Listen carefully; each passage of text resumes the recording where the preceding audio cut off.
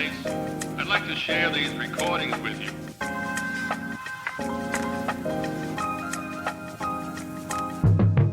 Hey Team MARMC, welcome to a special edition of the Maintainer Podcast. Today we're bringing you something a little different, an extended conversation with our Executive Officer, Captain Keith Foster. Captain Foster shares his perspective on leadership, his priorities as XO, and what he's learned throughout his vast Navy career.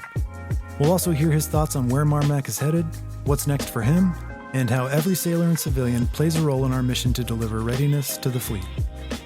Later in the episode, we'll sit down with Chief Elizabeth Carter, who's helping to lead this year's Defense Organizational Climate Survey, or DEOCS.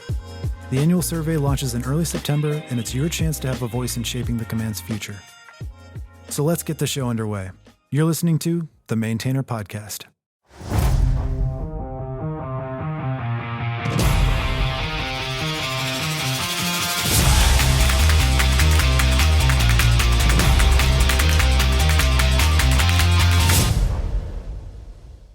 Our main feature today is a conversation with MARMC's Executive Officer, Captain Keith Foster.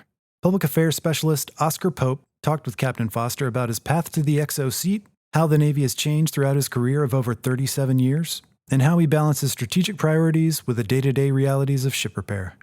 From leadership lessons to the importance of communication and collaboration, Captain Foster offers candid insight into what it takes to keep MARMC moving forward.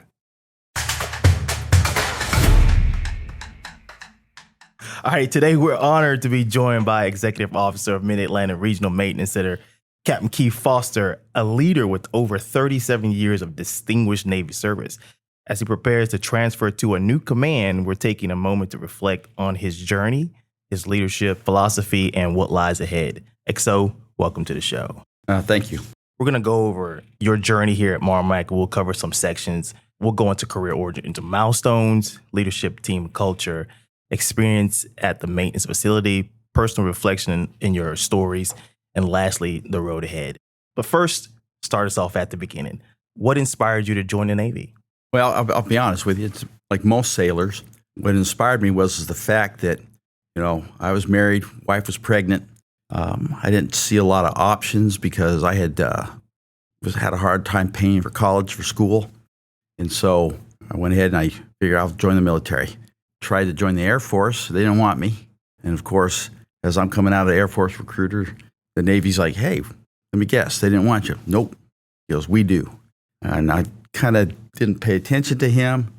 Then later on, a recruiter calls me who was the recruiter for one of my friends, and my friend gave him my name. And so it just started clicking from there, and so I joined the Navy. Right. So the Air Force missed out on a good opportunity for an exceptional leader. But we're glad to have you here in the Navy. You've been doing great things. So looking back, what were some of the most defining moments in your career? And I know that's kind of a cliche, defining moments, but how would you define some of the most important moments in your career? Well, probably the first one was when I decided, I like doing this. So I was a boiler tech. I got to my first ship and I enjoyed, tearing pumps apart, compressors, climbing in that boiler and cleaning it and those different things. And so I decided, I think I can make this a career. And so I went from just doing it for the GI Bill and getting out to I decided I was going to make it a career. And that was the first milestone. Next one was obviously when I made chief. I made chief, thought, wow, this is it, right? And of course, later on, made senior chief. And then I finally decided, well, maybe I need to put a package in to become an officer. So I put in a package for LDO, limited duty officer. And I was selected. And so going that route was a big deal, obviously.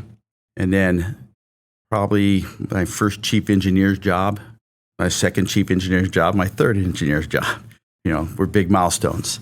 And then probably the last two milestones were when I was selected to go be the commanding officer of a base.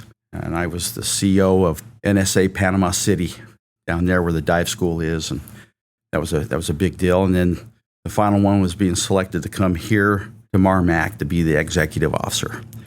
Now, I screened Major Command. I was offered another base, but I felt that I was needed here, especially with what had happened with the suicides and some other things. And I felt with what I bring to the game and what I've been able to do at other commands, I was needed here.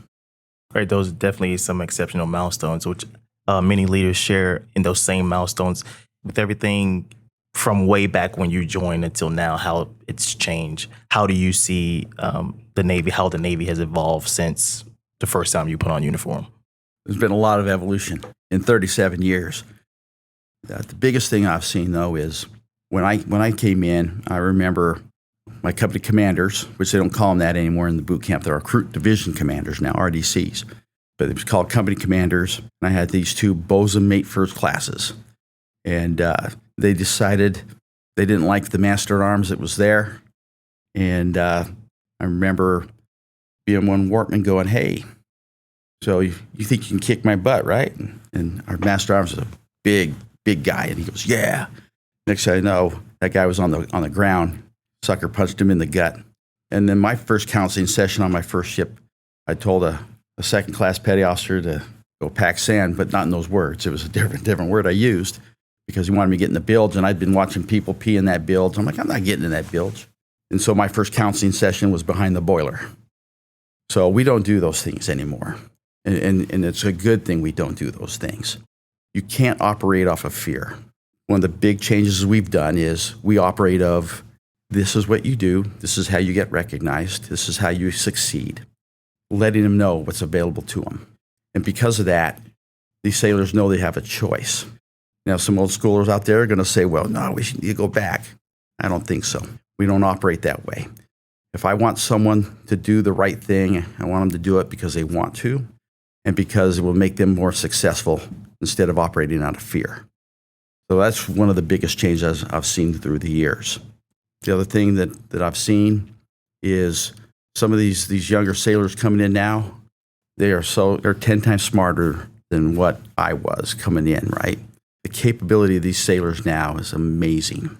You know, one reason why when I came in, they chose me to be a boiler tech, or I chose boiler tech because, one, I was colorblind, so I didn't qualify for a lot of other rates. The other one is my ASVAB score wasn't the best. One reason why I was a BT. But these sailors now, with what their capabilities are, what they can do, it's amazing. And no one joins the Navy to fail. Not a single sailor, not a single officer. No one joins to fail. What usually fails somewhere along the line is some leadership. And we've got to make sure we're giving them the tools they need. And sometimes that tool is, hey, shipmate, let me show you what you need to do. Come here, and get them on the right track. So while we're on the same vein of evolution, we talked about your personal evolution throughout your military career, which I think a lot of people who served under you could definitely appreciate how you evolved from one rank to the next, from chief to ensign to now XO of Mid-Atlantic Regional Maintenance Center. So let's take that same question of evolution. How do you feel ship maintenance has evolved? So as far as the ship maintenance, this is going to be taken kind of two ways. One, I'm going to talk about what I think is the good things. I'm also going to talk about some of the things I don't think have gone so well. So one thing that has really changed a lot is we've got these sailors, these COs on the ships that are really counting on us. So I've not seen a whole lot of self-sufficiency on the ships. And that's one reason why the NAMPS program exists. So a sailor comes here, they get their NAMPS, they now have that capability when they go back to the fleet to be self-sufficient, whether it be a pump, valve NAMPS, door NAMPS. That's what that's for. It's to get these people self-sufficient so that they can fix their own ship if something happens. Because I'll tell you, when I came in, we rarely sent CAS reps out. If we could do it, we did it. So that's a problem, but the fix is getting these sailors here, getting them the NAMPS, and then convincing those ships, those COs, those department heads, those chiefs on those ships to let those sailors work on it, fix it. Because that's one of the things I'm seeing right now. I've got a lot of COs out there, or a lot of other chiefs and whatever on the ships going, hey, don't touch it, we'll get MARMC on it. But they're losing the opportunity. And I've gone down and talked to COs on ships and said, it's already broken, let your people try. That's how you get that. So that's one of the things I'm kind of seeing. The other thing, though, is the involvement of Fleet Tech Assist, to where we've got this new system now where A headset is given to a ship. They go out, they deploy. They can put this headset on. And our techs here can see what they're seeing. We didn't have that. When I was at Sailor and we needed tech assist, we were on a phone call. And by the way, the phones are better on ships now, where before the old POTS line, you had to sit there, and when you're done, you're like, over. So we've got a lot of modern technology making it easier for us to help those sailors. Right. So that's definitely a benefit. Yeah, being able to video call in with an assist while the ship's out to sea is definitely a major evolution from what even I was used to back in the military. We didn't have visual aid. It was all read it out of a manual and get it fixed with 3M. So let's talk about leadership and team culture. How would you describe your leadership philosophy of over 37 years of service?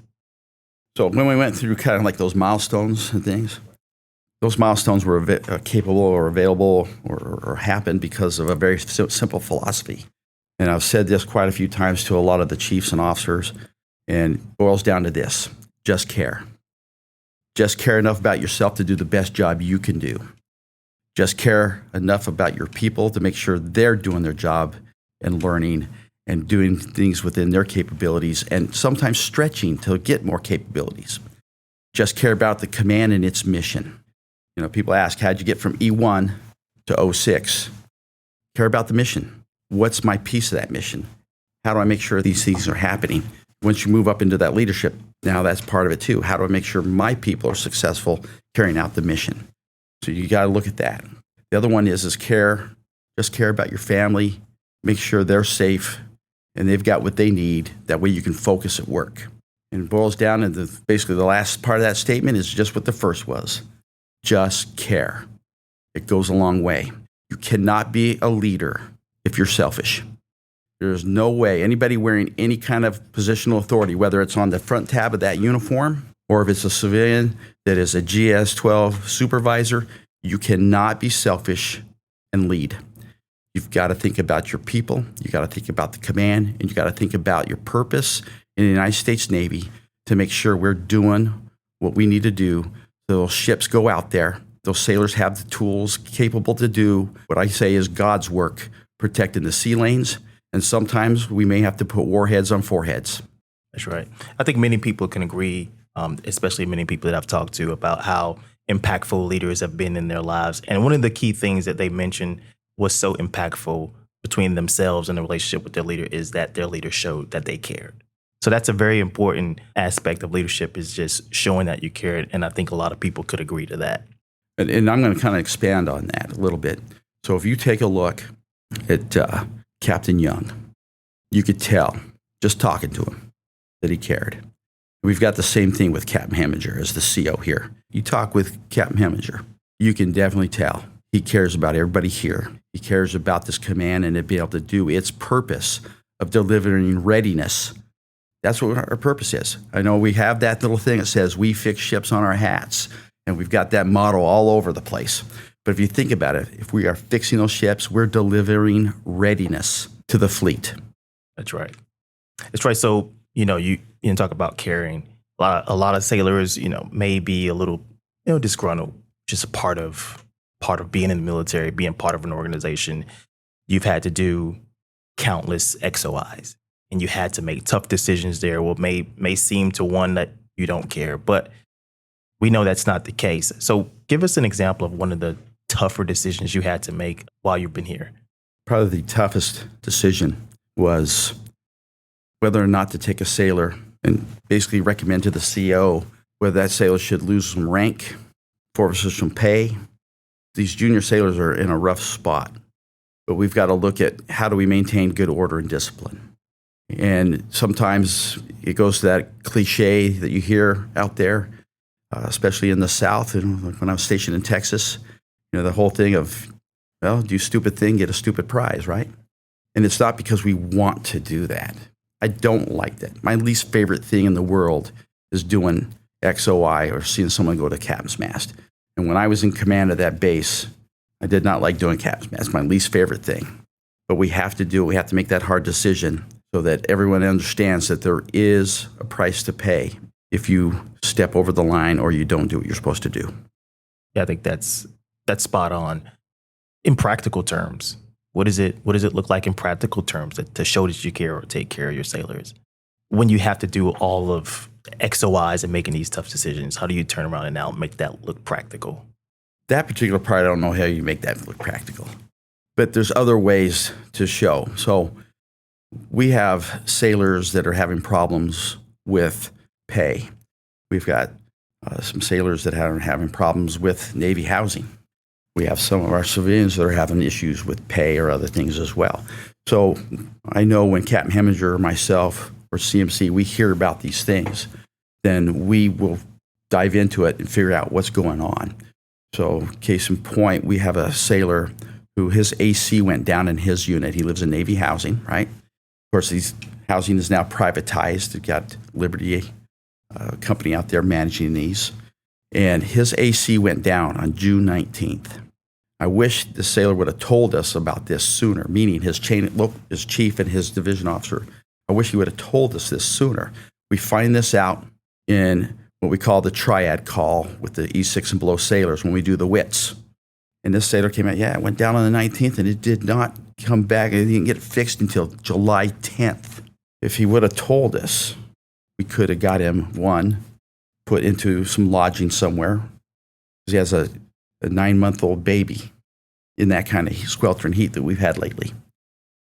So what we did is first thing I did, I got a hold of NSA Hampton Roads, who handles that particular housing unit, got a hold of their housing director. And then we called Liberty.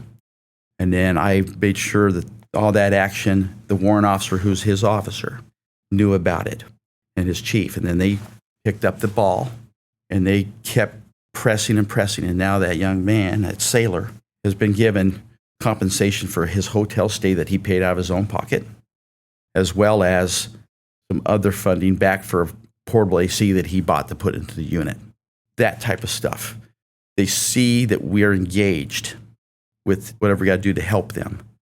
It goes a long way, even though on the other aspect of the coin, we have to make sure good order and discipline. And people don't understand this. XOI, DRB, so with DRB with the chiefs, and then XOI with me, and then Captain's Mast with the CO. So people may be hearing, they're going to hear this, and they're going to kind of laugh. But I don't call them, those types of things. I don't think it's a punishment. They need to understand. To me, it is basically a counseling of love. If we didn't care about them, we wouldn't put the time into doing this, to course correct them. That's what it's about.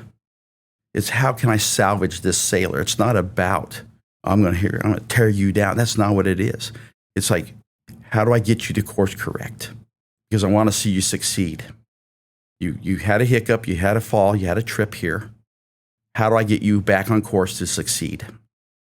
Now, some of these things that we do, we can't do that. Meaning, if anybody has a drug pop, Navy policy is clear. 0 tolerance. You will be processed for ADSEP. Plain and simple. So they've got to understand that part too. But if it's as simple as, hey, you were UA, why? What can we do to help you? Hey, you know what? Here's a little bit of punishment for you to self-correct. Once again, DRB, XOI, and Captain's Mast is not, we're there to hammer you. It is a counseling of love to get this sailor on track. And that's the hard part. Caring from a leadership perspective isn't just all administering niceties to people. It's about making those tough decisions, putting the hammer down where it's necessary. You don't get where you are today just being nice to everybody all the time. So caring is multifaceted, and it includes both the good and the bad. Let's shift a little bit. Let's talk about your experience here at the maintenance facility. We all know a lot of our folks here do a lot of things around the clock, behind the scenes. Not everything gets recognized. That's mission critical. So what challenges did you face here, and how did the team respond? Big challenge was getting here and kind of how do we get the command out of this what I call funk that we had. And a lot of it was because of, one, coming out of COVID. A lot of people, their expectations of coming here changed. And all of a sudden it's like, hey, I don't have to come in. Well, then we clear out of that time of COVID. It's time to start coming in, start getting back to work. So there's a lot of like, oh, I don't want to go in. You know, you kind of get that thing, right? Then there's also when we had the 4 suicides. That weighed heavy on everyone here. And I saw it when I came in. And all that happened around that October into the November timeframe of 22. I didn't get here until and took over as XO the 23rd of March of 23.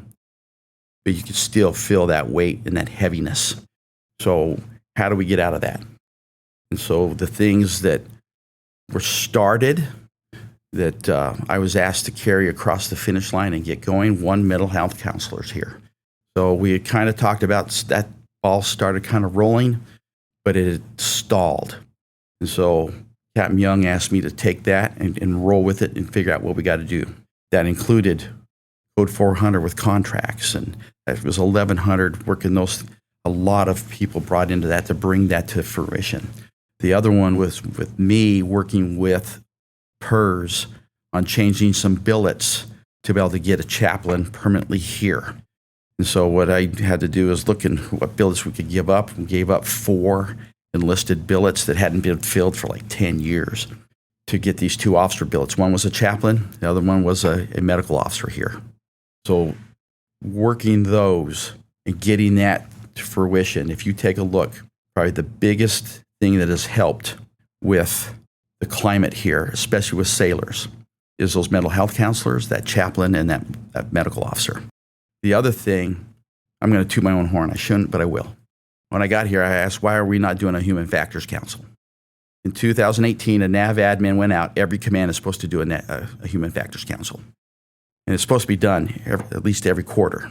So we got that going. I talked with Master Chief Gray about this. And so he assigned Chief Carter and Chief Benavidez to develop and then report to me on the development. And we worked this through. And we do this Human Factors Council every 2 weeks where we talk about those sailors that need help. How do we get them the help? It's a brainstorming session. I don't know if you've ever been in there. It's a brainstorming session where we've got senior leadership, we've got counselors, we've got our DAPA, we've got our FAP, our SAPper. We've got all these people that know the resources available. And we can help that person's chief who's briefing their people what help is out there. So mental health counselors, that medical officer, that chaplain, Human Factors Council, down to only a couple of suicide ideations a quarter. And most of the time, those ideations are very mild. And that sailor's not in the hospital long. And they're back with us functioning and doing what they should be doing. So absolutely, that response in terms of personnel, improving in that aspect, getting people the help they need. MARMC, we did go through a dark patch there, but I think there was an awesome response by the team to get these mental health counselors on board and getting MARMC into a healthy mental state that we need to be to fix ships. So let's shift over to now the technical aspect of ship maintenance. What are some challenges you face in the technical aspect about fixing ships, readiness, planning, execution? What are some challenges you face there, and how did the team respond to those technical aspects? The biggest challenges that we're seeing is sometimes it's parts. We've got some of the vendors and some of the contractors and people that make the parts. Their business model is they wait till there's an order, and now they can charge premium dollars because now they've got to make the cylinder liners for a cold pulse stick main propulsion engine. Or in the case of steam plants, which is archaic. I hate saying that because I was a BT. Out of my 9 ships, 8 have been steam, but we're having a problem getting those parts so we can get those ships fixed, right?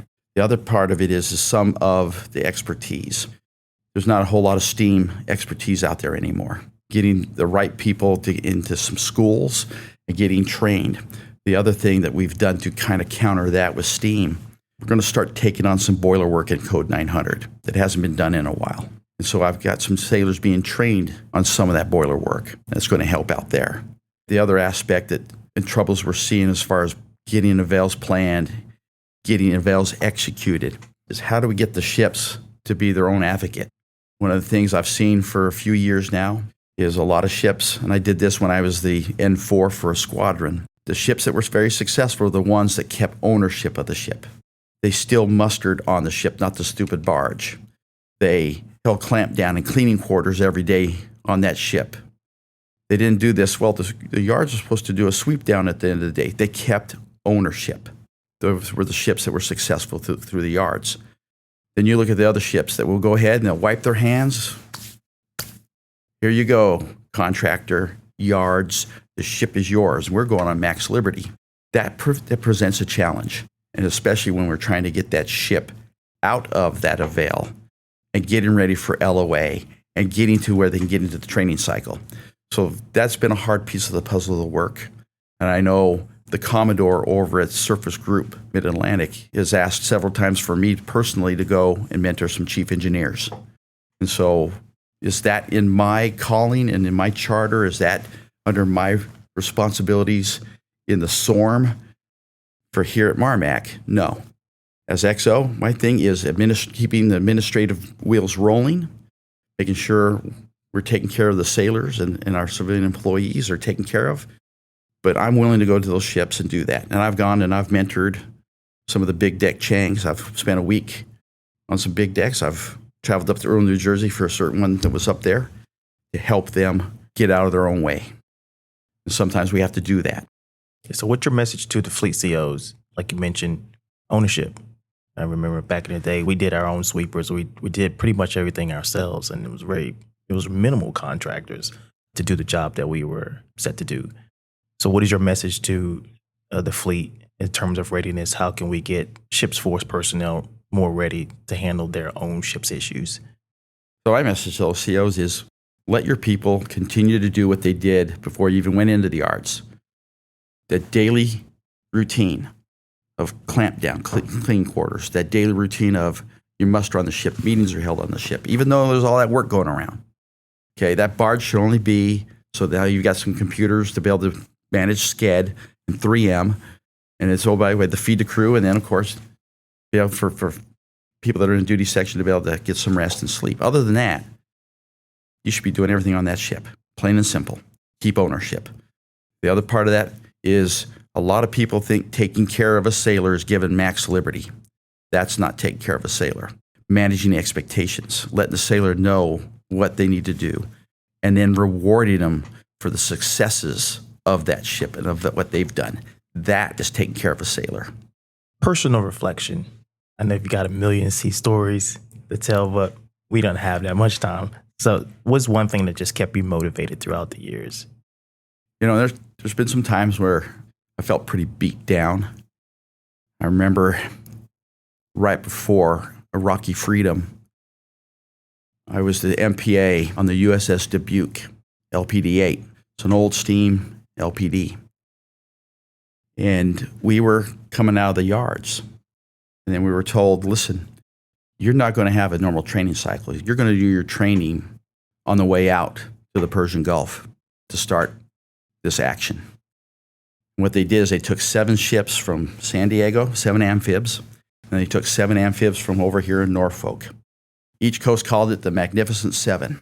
So Dubuque was for the West Coast. 2 weeks later, after coming out of the yards, getting underway, we did a very short fused LOA. So we got the keys there, you can light off. And we were underway, and we were doing the training cycle.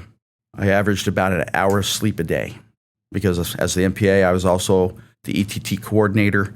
I was also making sure everything was happening and with the training.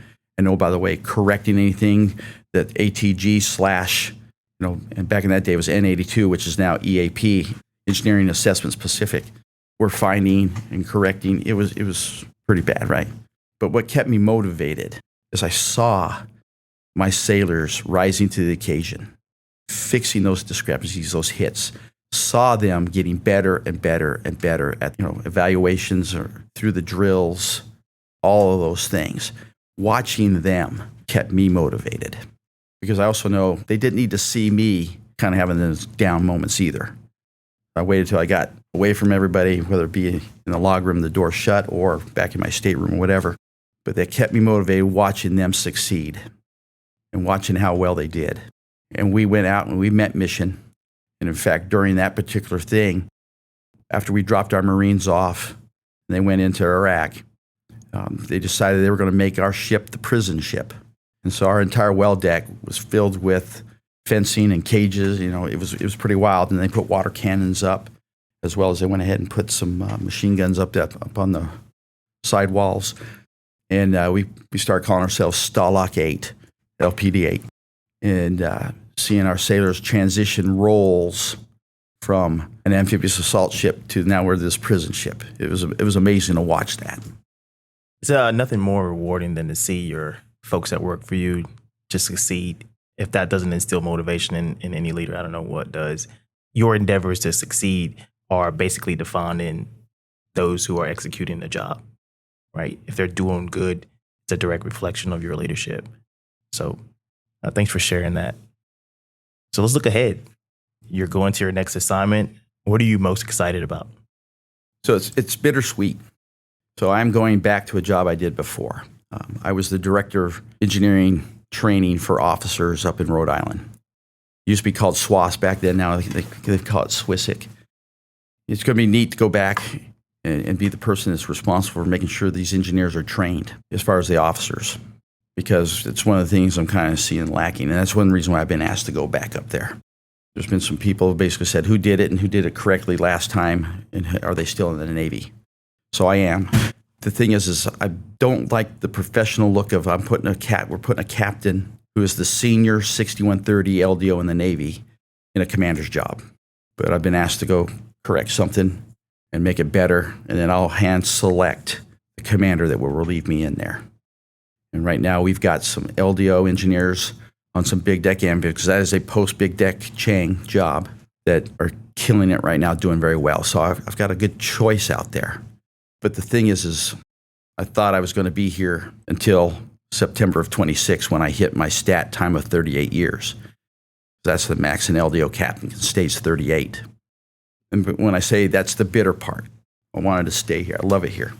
This kind of the sweet part is because I am taking those orders, I've been asked to retire retained, so I get to stay in the Navy longer. I'll do 39 years.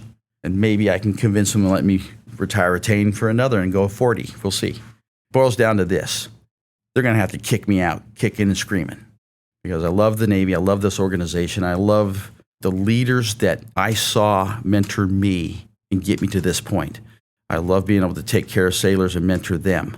Not just sailors, but our civilian employees that day in, day out, the struggles they go through, making sure these ships are successful, making sure this command is successful. And if you look at everything we do here, Code 200 and all of that they do, keeping ships operational with Fleet Tech Assist. And sometimes we do what we're not supposed to do. We're fixing it, right? You look at 300 and the supervision of the contractors to make sure they're doing what they're supposed to do and get these ships out. Contracts, and then finance and supply, 500, and 600. And the grind to try and get the funding and get the funding released, whether it be from Surflant, from the TICOM, or if it's from Fleet Forces, and getting those things. And then if you look at 1100, it's kind of that catch-all department, but they're vital. We have front door requests for things that don't fall within our funding, and how do we get that done? IT, security, taking care of these limb-due sailors, 900, and what we do with those sailors. And we've had several people come and do tours, and they're impressed what our sailors can do, because other navies don't have their sailors doing and fixing. They're solely on contracts. So if you look at the success of this command, it is everyone. Our civilians are the continuity piece. And I've got retired chiefs and retired officers working here to make sure the Navy keeps rolling forth and maintenance keeps rolling forth. And if you take a look at everything that is going on over in the Red Sea, in the Mediterranean, all of this stuff going on, and those ships, more than 4,000 projectiles, whether it be a missile, whether it be a drone, has been shot down by ships that have come out of this port, whether it's aircraft off of an aircraft carrier shooting it, whether it's a DDG shooting something down with their 5-inch or their CIWS or with an SM-2 or SM-3 missile. Them being able to do that is a direct reflection upon every person that works here and what they've done to make sure MARMC can get those shits out there and deliver that readiness, as Captain Heminger calls it. Right. So you got a lot of things to look forward to, going up and making big changes in Rhode Island. They'll definitely be learning from one of the best. You've got 37 years of experience. You get lots of wisdom there. You ever heard that saying, to whom much is given, much is required? Well, the Navy has called upon you to continue to share that wisdom with your community and other folks Navy-wide. Everybody can definitely benefit from seeing your progression, gleaning from your experience. With that in mind, what advice do you have for your successor here? So that's a difficult one. And the reason why I say that is so Captain Richardson, another 6130 LDO captain. So for the longest time, I was the only 6130 captain. We're supposed to have 5. Right now, there's 3 of us now. Richardson's one of them. And hand selected him to come in here. And the reason why is this guy is sharp. He is smart. He's energetic. So you've got a guy that's putting on captain at like 30 years versus where, I put it on at 35. So he's going to be around for a while. But my biggest thing to him is get to know people here, get to know our mission, get to know what he can do to make it better. I don't want him resting on the laurels of what we've been able to do here, meaning we need to continue to strive to get better. My father used to always tell me, if you think you've arrived, you're wrong. So if MARMC still hasn't arrived, the only time you truly arrive is when you have 6 pallbearers and they're putting dirt on you. Now you've arrived. So we need to keep getting better. And I need him to continue to strive to make us better.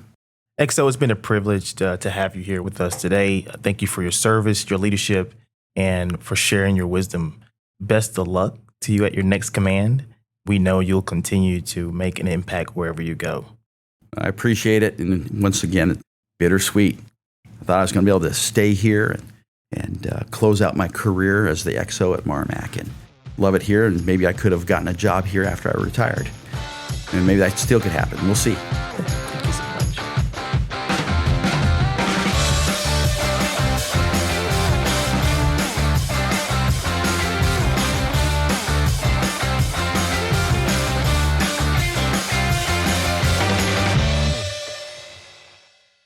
Up next, we turn to something that directly involves you, the Defense Organizational Climate Survey, or DEOCS. The survey launches in early September, and Oscar sat down with FCC Elizabeth Carter, part of the Command Resiliency team managing this year's rollout, to discuss what the survey is, why it matters, and how your input helps shape command culture. She also dispels some myths about whether the survey is truly anonymous. Let's listen in. What's going on, MARMC family? We're here with FCC Elizabeth Carter, and we're here today to talk about the DEOCS survey. That is correct. It's launching early September. Yep, for those of you who are not familiar with the DEOCS, in just a moment, you'll learn all about it. Chief Carter, thanks for being here. Thanks for having me. Yeah, so what is this survey? What's it about? Why is it important to MARMC? So the DEOCS is a survey to gauge where our command is with its climate and figure out some of the common things that we can improve upon. Does it work? It does. We've improved a lot of different things here at the command just based off of the information we've gathered from the survey. Now, I remember when I took the survey some time ago, I had to create a pin. Are we still doing the pin this year? Yes, we will still be doing the pin. What's the pin for? So the pin is so that you can log in securely and come back to it later. So if you were to log in and you needed to take a break to go do something, you would use your pin to come back in and complete the survey from where you left off. Right, because if you log off, you have your pin, you can get right back in there and keep it moving. Correct. So you don't have to start over. I like that. It's sort of like the training. When you leave off on some training that we do, we can go right back into the training, pick up where we left off. That's a good feature to have. Exactly. The DEOCS survey. Does MARMC produce the DEOCS survey, or is the DEOCS survey produced by a third party? So the DEOCS survey is produced and administered by a third party. The third party is the OPA organization. They generate all the questions, generate the survey. We provide them a list of individuals who are at the command. And based off of the number of individuals we have at the command, they generate a certain number of surveys. Is that the Office of Personnel Analytics? That's correct. Nice. That's what OPA is. Now let's get into the controversial stuff. That dreaded DODID number. And the word anonymous. Anonymity, DODID number kind of contradicts each other's, right? In terms of, is that truly anonymous? Now, Help me dispel some rumors that are out there that the DODID number, once you submit it, it's attached to your name, who you are, and the answers that you provide. Is there really some separation there between the DODID number and the person's responses? So yes, there's a separation. For our command, even though you would use your DOD to get into the survey, that is just to make sure that you are taking the correct command's survey. Our command cannot see any information regarding to your personal DOD and your responses. So there's no correlation between your DOD and your responses that our command can see. Right. So just for purposes of saying, hey, an individual from MARMC took the survey, the DODID number is used for that purpose alone. Correct. Now, let me ask you this. Are there any exceptions? So there's no exception to our command being able to pull that data. However, OPA being the organization that it is and understanding safety when it comes to organizations as well. If anybody does say anything, say, for example, if they made a bomb threat towards the command and there's enough information in there for them to be concerned, then OPA, only OPA, can pull that DODID and associate with the comment made about that safety concern. Right. And then they would send out an investigation. That's good to know, because a lot of people think that MARMC as an agency itself will go in and find out who said what and where and why. So that's definitely not the case, as you explained now. OPA, being a third-party entity, does those types of investigations, and quite possibly NCIS and FBI may get involved, but MARMC won't be taking the lead on investigating who made those kind of comments. Right? That is correct. So that helps me understand a little bit more about anonymity. Just because the word anonymity is used, it's anonymous in the sense that your name isn't attached to the DOID number. I can sleep easier at night knowing this. So thank you for helping me understand that. And folks out there listening, hopefully they have a better understanding of what the DODID number is used for now. Yep. Thank you so much, Chief Carter, for swinging by and chatting with us about the DEOCS. Folks, when the DEOCS survey launches here in September, be sure to participate. And we look forward to making MARMC a better place to work. Yes, we do.